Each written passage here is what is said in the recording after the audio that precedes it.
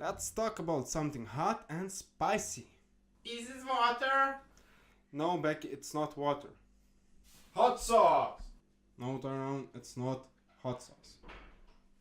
Hot Latinas? No, Juan, it's not hot Latinas. Wait, no, it kinda is like hot Latinas. Welcome to Invested in Living! Today we'll be talking about lust. Lust in most religions is usually associated with suffering or it is related to sin. For example, like in the Abrahamic religions, where lust is a deadly sin and for it you can suffer in eternal damnation. Oh god, why did I watch porn? In traditional Islam, lust is pretty much a crime for which you can be even punished for adultery. In Judaism, lust is considered like Yetzer Hara, the evil inclination. Pretty much it is viewed like a God-given gift for human beings to use it properly, but people forgot how to use it and they misuse it. In Buddhism, lust is associated with desire, and like the Buddha has said, the cause of all suffering is desire. And the only way to get rid of suffering is to disconnect yourself from all your bodily sensations and desires. Pretty much in all religions, lust is viewed as a bad thing, but only in some pagan religions it is viewed as a vice. For example, the Roman religion of Bacchantes. And most religions, their views on lust is not far from the truth. It is a known fact that people who lust over things like other people, power, bodily sensations, they usually come short from success. As some examples, Bill Clinton pretty much committed political suicide when he had an affair with Monica Lewinsky. Julius Caesar's lust for power was the start of the end for the Roman Republic and the start of the Roman Civil War between those who supported Pompey and those who supported Caesar.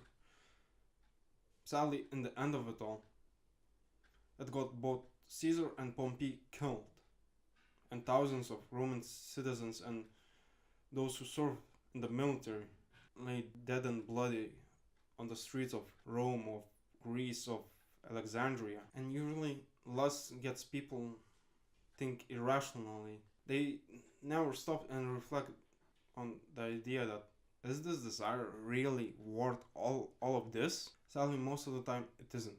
Lust is like a weapon of mass destruction. Not only can it cause harm for the person wielding it, but it also can cause harm for the people around that person.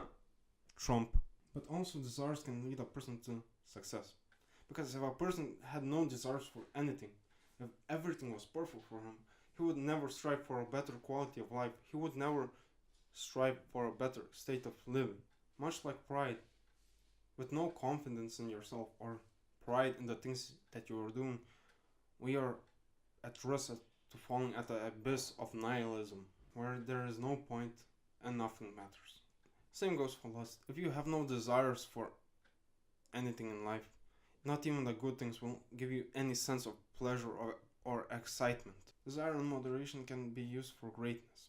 For example, if you desire to live healthy, that is a great desire because that can be the stimulus for you to strive for a better state of living, for a better quality of life. For example, if you desire quick fast food and loads of alcohol, you will surely not have a six-pack by the start of the summer. For example, when I was younger, I gained a lot of weight. And when I had to finally move schools, I was the fat, weird kid in class. And then I found a crush that I really liked. I did some very brave stuff. And then one guy noticed me and he came next to me and said a lesson that will always be with me. He told me that if you want her, like really want her to be with you, you need to lose the weight, shape up, study a lot more, and fix your hairstyle.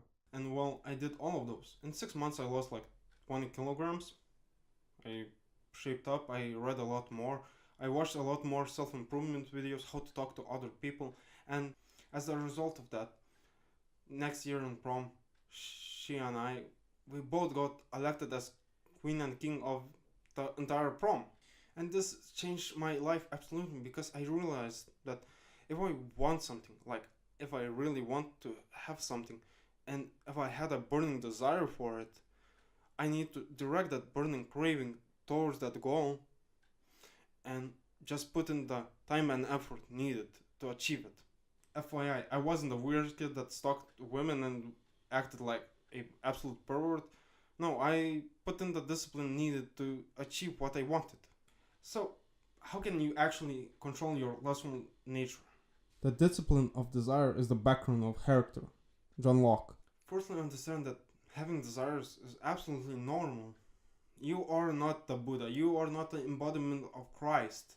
You are just a simple ape who has his biological wants and needs.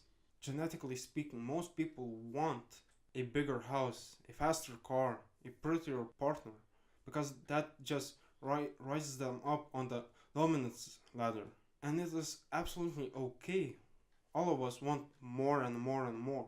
But what is important that we control our desires and not vice versa. And all you need is to discipline yourself and realize that we live in such a modern time and such a great era that all of our instincts that we have, they don't fit in.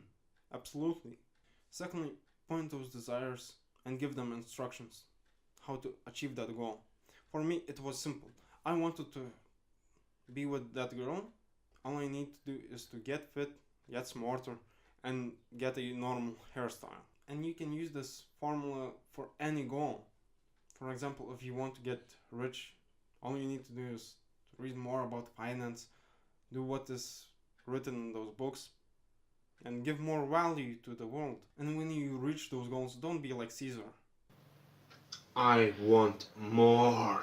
Stop for a second and do some self-reflection. Meditate on what you have done and what you have reached on the road that you have walked. And then think of the plan where you're going to go and put your virtues forefront so they would lead you to your road to success. Totally understand that you are the master of your own world, that you are in the control of your behavior and your desires, and that you must take responsibility for them. You cannot smack a girl's ass and then blame her for having such a nice bottom. No. You are at fault for not controlling yourself. Just as a simple rule. If you want to do something and you know you will regret it, don't do it. Fourthly, if you feel that something is wrong or that you cannot control your desires anymore, talk with a person that your desires are going to affect the most. Because if you talk with that person, you might understand how that other person might feel if you do something wrong. And don't be afraid to talk about it. Yes, it might cause way more problems than it solves, but it is way better to long the long road rather than to take the shortcut, because when you come out of the long road, you will become much wiser. So don't strive for the worst version of yourself. Strive for the better state of living and defeat the 7 deadly sins. Thank you for watching this video. I hope you enjoyed it.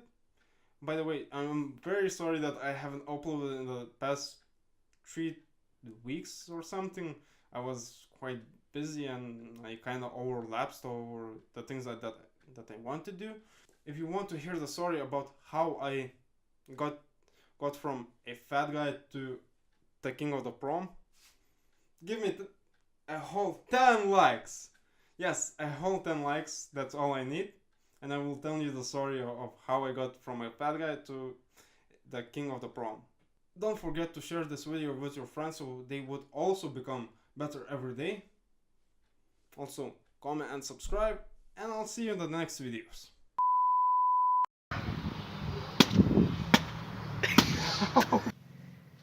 I'm gay. Not the face. There's nothing. Not the face.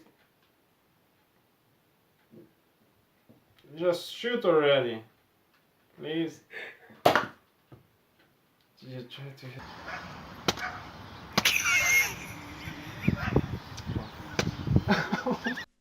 Also hit the bell icon so you could see more of my videos. Thank you.